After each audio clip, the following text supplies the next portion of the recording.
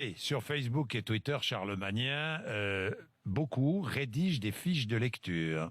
Oui, des fiches de lecture façon Pénélope. Ça se passe sur Facebook. Rappelons qu'elle est soupçonnée d'avoir perçu 100 000 € pour 2 petites fiches de lecture pour la revue des Deux Mondes. Bon. On s'amuse donc sur Facebook à résumer les grands classiques de la littérature sur des post-it. Des capes, des épées, une erreur dans le titre, ils étaient 4. Voilà, point final pour ce résumé. C'est la fiche de lecture. Pour la Bible, péplum désuet, épisode interminable, auteur anonyme. Autant n'emporte le vent. Ils s'aiment, ils se détestent, ils s'aiment, ils se détestent, et à la fin tout le monde pleure. L'Odyssée d'Homère, ça devient l'histoire d'un type qui invente tout un tas d'excuses bidons pour expliquer son retard de 10 ans au dîner, ou encore ce résumé de Guerre et paix de Tolstoï, un gros bouquin avec pas mal de trucs qui se passent. Alors pour aller encore plus loin, les internautes ont lancé un site, le Pénélope Cash Generator, qui calcule directement combien vous aurez rapporté vos écrits. À 28 € le caractère, la facture monte très vite. J'ai fait le test avec un tweet 140 caractères. Le salaire s'élève tout de suite à 4 000 €.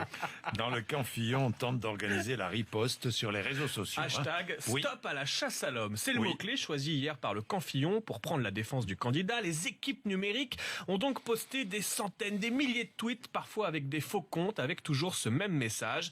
À travers François Fillon, les tenants de l'immobilisme veulent empêcher l'alternance politique. Toujours le même message, faute d'orthographe comprise, message envoyé quasi automatiquement, parfois par des robots, ce qui fait quand même perdre pas mal de crédibilité.